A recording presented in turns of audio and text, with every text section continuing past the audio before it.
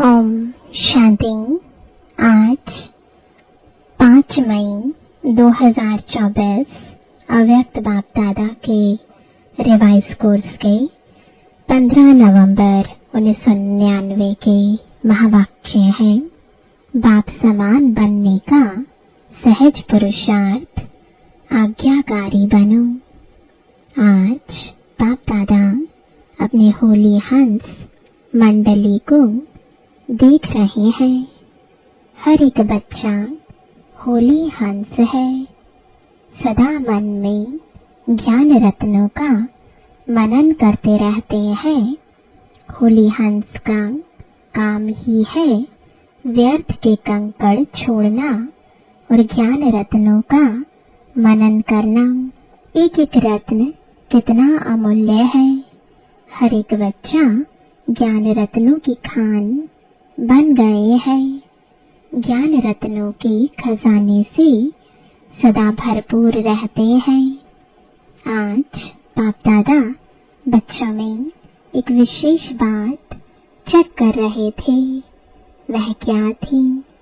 ज्ञान व योग की सहज धारणा का सहज साधन है बाप और दादा के आज्ञाकारी बन चलना।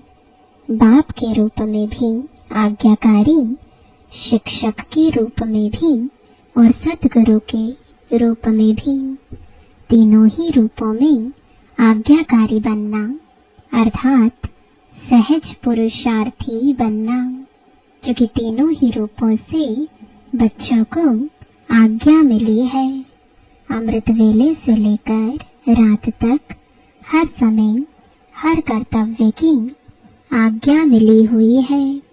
आज्ञा के प्रमाण चलते रहे तो किसी भी प्रकार की मेहनत व मुश्किल अनुभव नहीं होगी। हर समय के मनसा, संकल्प, वाणी और कर्म तीनों ही प्रकार की आज्ञा स्पष्ट मिली हुई है। सोचने की भी आवश्यकता नहीं कि यह करें या ना करें, यह राइट है या रॉन्ग है। सोचने की भी मेहनत नहीं है। परमात्मा आज्ञा है ही सदा श्रेष्ठ। तो सभी कुमार जो भी आए हो, बहुत अच्छा संगठन है। तो हर एक ने बाप का बनते ही बाप से वायदे किए हैं। जब बाप के बने हैं तो सबसे पहले कौन सा वायदा किया? बाबा, तन मन धन जो भी है, कुमारों के पास धन तो ज्यादा होता नहीं, फिर भी जो है सब आपका है। यह वायदा किया है। तन भी, मन भी, धन भी और संबंध भी सब आपसे। यह भी वायदा पक्का किया है। जब तन मन धन संबंध सब आपका है तो मेरा क्या रहा?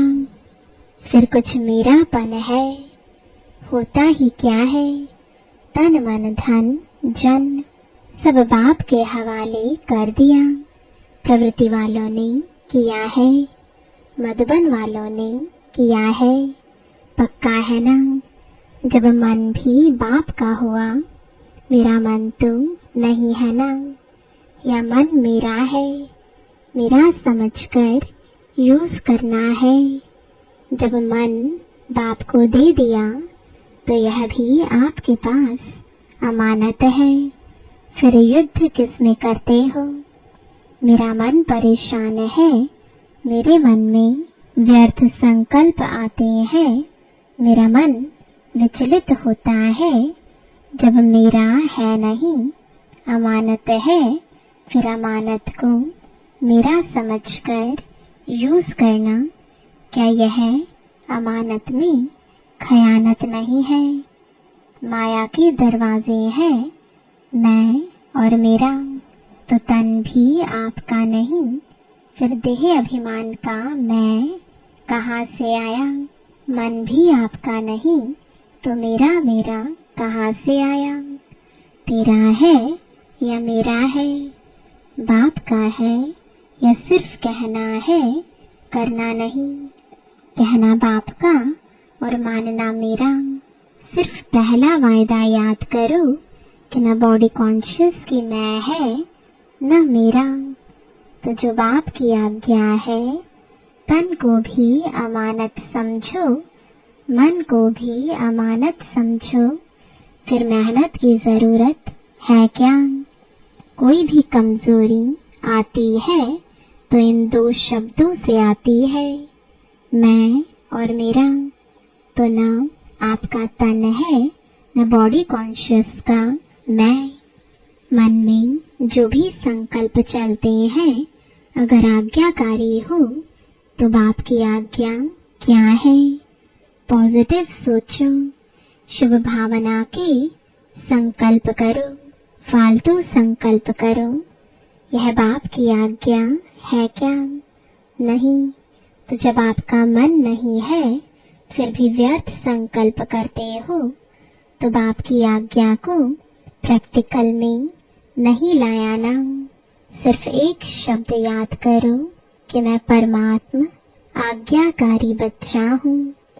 बाप की यह आज्ञा है या नहीं है, वह सोचो। जो आज्ञाकारी बच्चा होता है वह सदा बाप को स्वतः ही याद होता है, स्वतः ही प्यारा होता है, स्वतः ही बाप के समीप होता है। तो चेक करो, मैं बाप के समीप बाप का आज्ञाकारी हूँ। एक शब्द तो अमृत वेले याद कर सकते हो, मैं कौन? आज्ञाकारी हूँ या कभी आज्ञाकारी और कभी आज्ञा से किनारा करने वाला। बाप दादा सदा कहते हैं कि किसी भी रूप में अगर एक बाबा का संबंध ही याद रहे, दिल से निकले बाबा, तो समीपता का अनुभव करेंगे।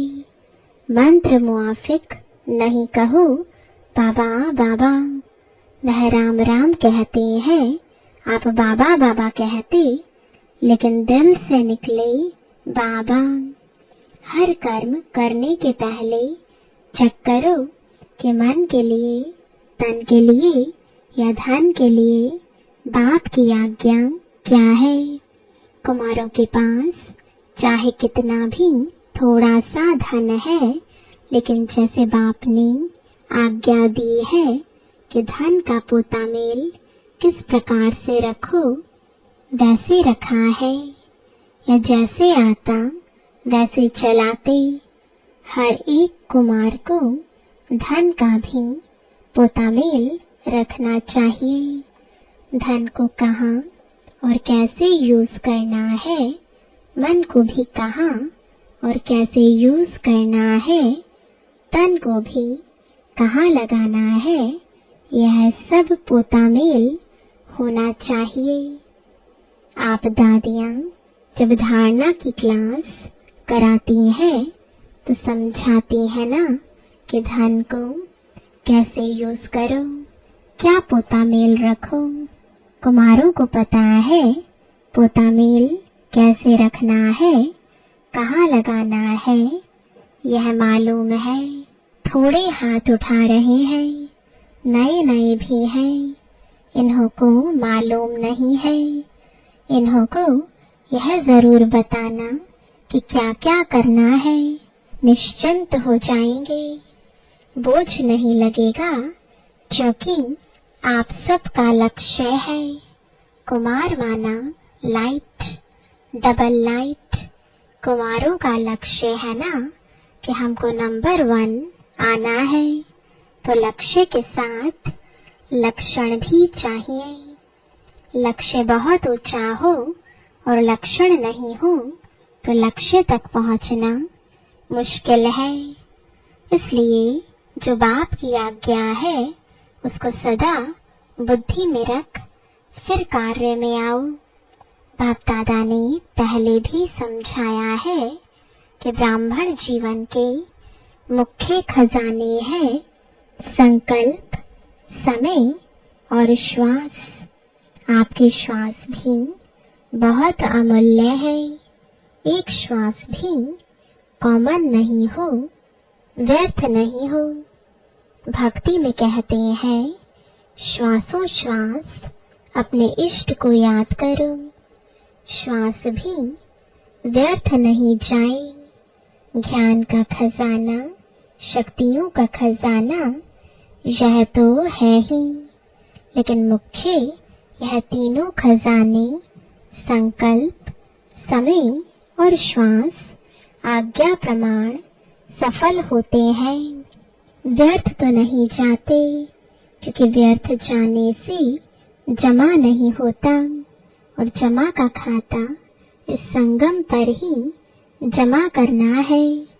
चाहे सतयुग त्रेता में श्रेष्ठ पद प्राप्त करना है, चाहे द्वापर कलयुग में पूज्य पद पाना है, लेकिन दोनों का जमा इस संगम पर करना है। इस हिसाब से सोचो कि संगम समय की जीवन के छोटे से जन्म के संकल्प, समय, श्वास कितने अमूल्य है। इसमें अलबेले नहीं बनना। जैसा आया वैसे दिन बीत गया, दिन बीता नहीं, लेकिन एक दिन में बहुत बहुत गवाया। जब भी कोई फालतू संकल्प, फालतू समय जाता है, तो ऐसे नहीं समझो चलो 5 मिनट गया। बचाओ, समय अनुसार देखो प्रकृति अपने कार्य में कितनी तीव्र है। कुछ न कुछ खेल दिखाती रहती है, कहाँ न कहाँ खेल दिखाती रहती है, लेकिन प्रकृति पति ब्राह्मण बच्चों का खेल एक ही है, उड़ती कला का। तो प्रकृति तो खेल दिखाती, लेकिन ब्राह्मण अपनी उड़ती कला का खेल दिखा रहे हो। कोई बच्चे ने बाप दादा को उड़ीसा के समुद्री तूफान की रिजल्ट लिख कर दी। यह हुआ, यह हुआ, तो वह प्रकृति का खेल तो देख लिया, लेकिन बाप दादा पूछते हैं कि आप लोगों ने सिर्फ प्रकृति का खेल देखा या अपने उड़ती कला के खेल में बिजी रहे, या सिर्फ समाचार सुनते रहे। समाचार तो सब सुनना भी पड़ता है, परंतु जितना समाचार सुनने में इंटरेस्ट रहता है, उतना अपनी उड़ती कला की बाजी में रहने का इंटरेस्ट रहा। कई बच्चे गुप्त योगी भी हैं। ऐसे गुप्त योगी बच्चों को बाप दादा की मदद भी बहुत मिली है, और ऐसे बच्चे स्वयं भी अचल साक्षी रहे और वायुमंडल में भी समय पर सहयोग दिया। जिस स्थूल सहयोग देने वाले, चाहे गवर्नमेंट चाहे आसपास के लोग सहयोग देने के लिए तैयार हो जाते हैं, ऐसे ब्राह्मण आत्माओं ने भी अपना सहयोग, शक्ति, शांति देने का, सुख देने का जो ईश्वरीय श्रेष्ठ कार्य है वह किया। जैसे वह गवर्नमेंट ने यह किया, फलाने देश ने यह किया, फौरन ही अनाउंसमेंट करने लग जाते हैं। तो बाप दादा पूछते हैं, आप ब्राह्मणों ने भी अपना यह कार्य किया, आपको भी अलर्ट होना चाहिए। स्थूल सहयोग देना यह भी आवश्यक होता है। इसमें बाप दादा मना नहीं करते, लेकिन जो ब्राह्मण आत्माओं का विशेष कार्य है, जो और कोई सहयोग नहीं दे सकता, ऐसा सहयोग अलर्ट होके आपने दिया। देना है ना, या सिर्फ उन्हों को वस्त्र चाहिए, अनाज चाहिए, लेकिन पहले तो मन में शांति चाहिए, सामना करने की शक्ति चाहिए तो स्थूल के साथ सूक्ष्म सहयोग ब्राह्मण ही दे सकते हैं और कोई नहीं दे सकता है। तो यह कुछ भी नहीं है, यह तो रिहर्सल है। रियल तो आने वाला है, उसकी रिहर्सल आपको भी बाप या समय करा रहा है। तो जो शक्तियां, जो खजाने आपके पास है, उसको समय पर यूज करना आता है। कुमार क्या करेंगे? शक्तियां जमा है, शांति जमा है, यूज करना आता है। हाथ तो बहुत अच्छा उठाते हैं, अभी प्रैक्टिकल में दिखाना, साक्षी होकर देखना भी है, सुनना भी है और सहयोग देना भी है। आखिरी रियल जब पाठ बजेगा, उसमें साक्षी और निर्भय होकर देखें भी और पाठ भी बजावें। कौन सा पाठ? दाता के बच्चे दाता बन, जो आत्माओं को चाहिए वह देते रहे। तो मास्टर दाता है ना। स्टॉक जमा करो, जितना स्टॉक अपने पास होगा उतना ही दाता बन सकेंगे।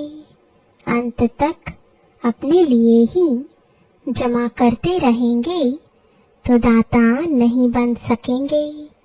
अनेक जन्म जो श्रेष्ठ पद पाना है वह प्राप्त नहीं कर सकते हैं। इसलिए एक बात तो अपने पास स्टॉक जमा करो। शुभ भावना, श्रेष्ठ कामना का भंडार सदा भरपूर हो। दूसरा, जो विशेष शक्तियां हैं, वह शक्तियां जिस समय जिसको जो चाहिए वह दे सको। अभी समय अनुसार सिर्फ अपने पुरुषार्थ में संकल्प और समय दो, साथ साथ दाता बन विश्व को भी सहयोग दो। अपना पुरुषार्थ तो सुनाया, अमृत वेले ही यह सोचो कि मैं आज्ञाकारी बच्चा हूँ। हर कर्म के लिए आज्ञा मिली हुई है, उठने की, सोने की, खाने की, कर्म योगी बनने की, हर कर्म की आज्ञा मिली हुई है। आज्ञाकारी बनना यही बाप समान बनना है।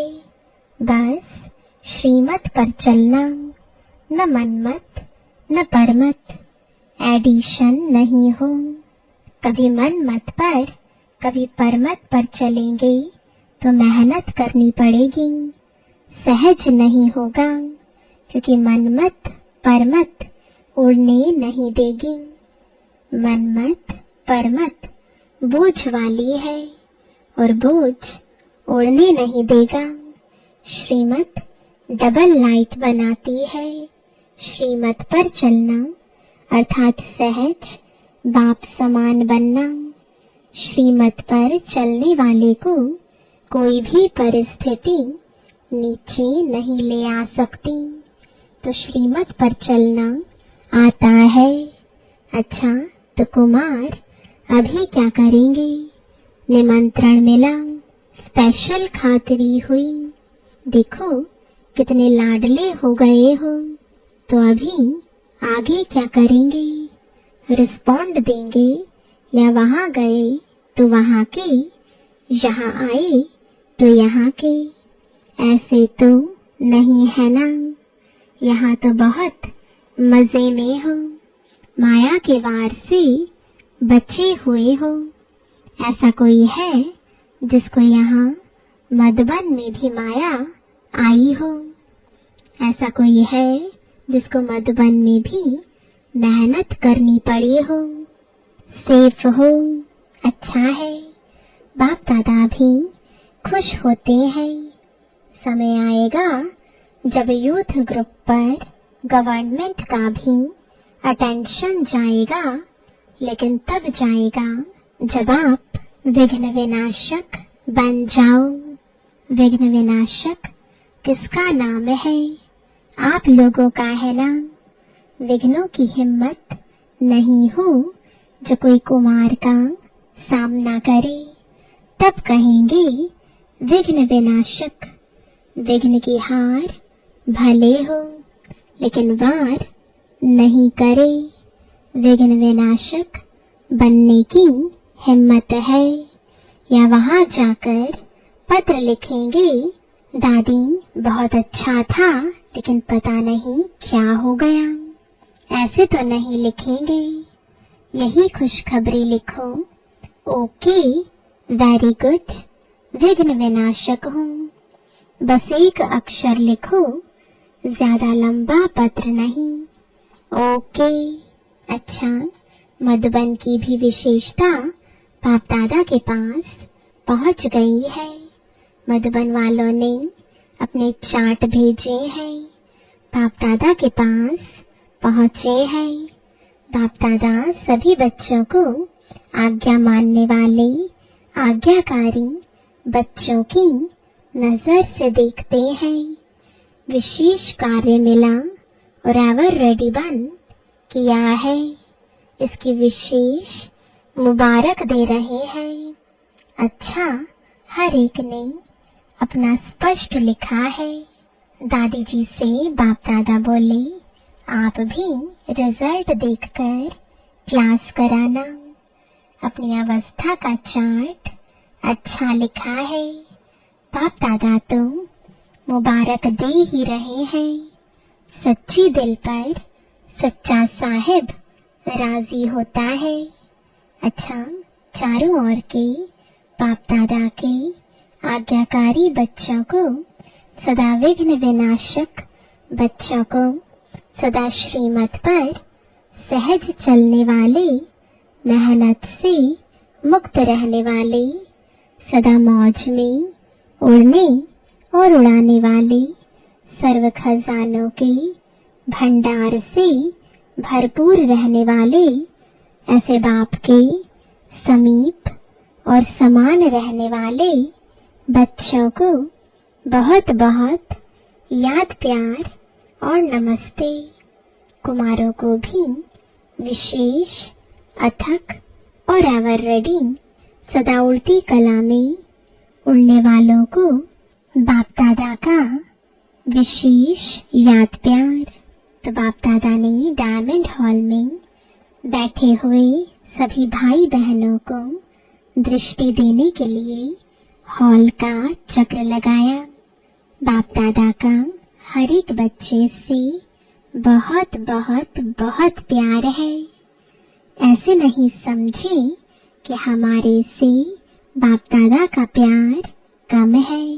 आप चाहे भूल भी जाओ, लेकिन बाप निरंतर हर बच्चे की माला जपते रहते हैं, क्योंकि बाप दादा को हर बच्चे की विशेषता सदा सामने रहती है।